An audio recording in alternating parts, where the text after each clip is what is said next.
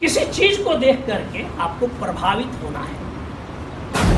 जो आपने सुना ना, बोला कि पूरी इंडिया में शायद 273 डिस्ट्रिक्ट ऐसे हैं जो काफी ज्यादा इससे उस प्रभाव को नहीं ले जाते हैं कि डायरेक्ट मरने के बारे में नहीं बताते हैं, कैंसर के बारे में नहीं बताते हैं। पहले उसको सबसे पहले ये बताते हैं कि आप ये एक चीज़ कर रहे हैं, इससे आप अलग अलग जगह पे जाके नशा मुक्ति के बारे में बता के लोगों को अवेयर कर सकते हैं कि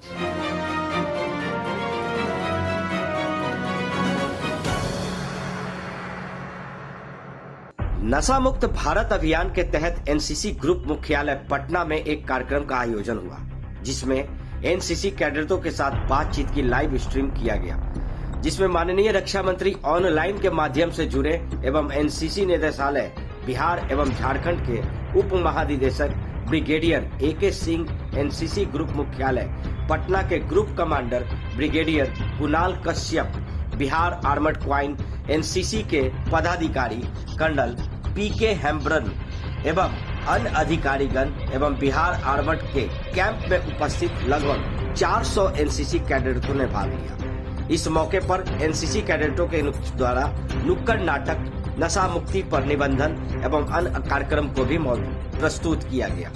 मौके पर एनसीसी निदेशालय बिहार एवं झारखंड के उप महानिदेशक ब्रिगेडियर AK सिंह ने एनसीसी कैडेटों एवं युवाओं को नशा न करने के लिए प्रोत्साहित किया। उन्होंने कहा कि देश का उज्जवल भविष्य युवाओं पर टिका होता है। अगर देश के युवा पीढ़ी ही गलत रास्ते पर जाने लगेंगे तो निश्चित ही पूरे देश का भविष्य अंधकार में चला जाएगा। उन्होंने कहा कि तंबाकू, खैनी और गुटखा का सेवन से बचे, इससे मौत कैंसर हो जाता है जो ला इलाज माना जाता है और फिर मौत के सिवा कोई रास्ता नहीं। इस मौके पर एनसीसी ग्रुप मुख्यालय पटना के group commander brigadier Kunal Kashyap भी मौजूद रहे।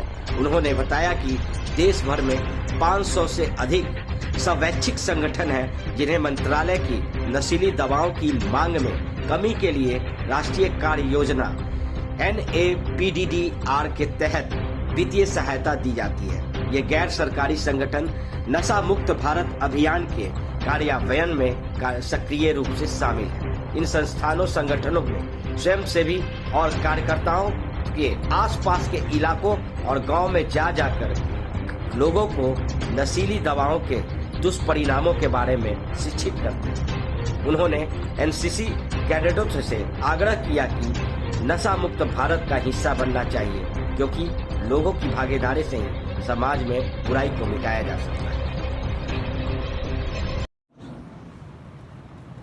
किसी चीज को देख करके आपको प्रभावित होना है, बट उससे डिस्टर्ब नहीं होना।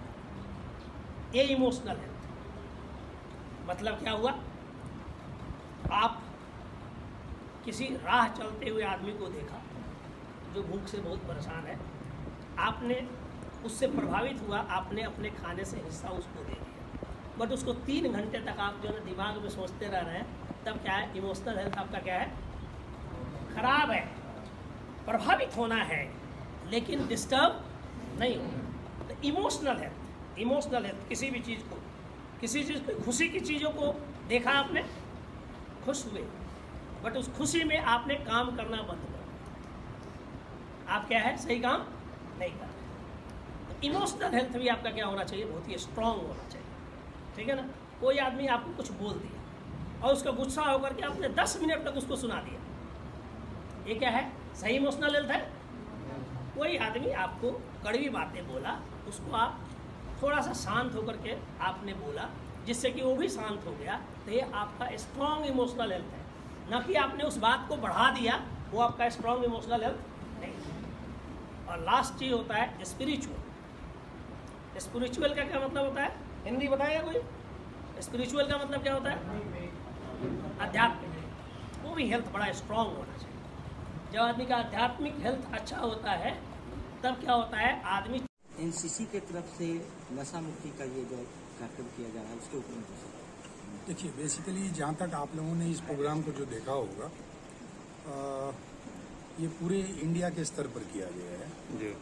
और बेसिकली इन्वॉल्वमेंट एनसीसी का इसलिए रखा गया था कि सारे जो हमारे बच्चे हैं, जो पूरा यूथ है बेसिकली, देखा जाए तो पर्पस केवल ये नहीं था कि हमने एनसीसी कैडेट्स को बताना है कि आप लोग को नशा मुक्त होना है, ये तो पर्पस है ही।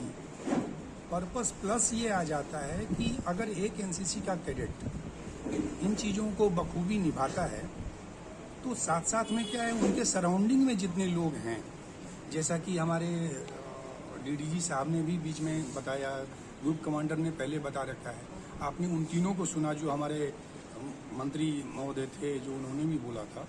पर्पस सबसे बड़ा इम्पोर्टेंट पर्पस ये हो जाता है कि एक बच्चा या एक बच्ची अगर वो इस चीज़ को बखूबी निभाता है, और अगर एक बच्चा 4 या 5 बच्चे को या उनके परिवार वाले को भी संदेश सही तरीके से दे पाता है, तो हमारा जो फाइनल एम होता है कि हमारा समाज एक्चुअली नशा मुक्त हो जाए, हम उसमें काफ़ी आगे तक प्रोग्रेस कर पाएंगे। बेसिक यही था।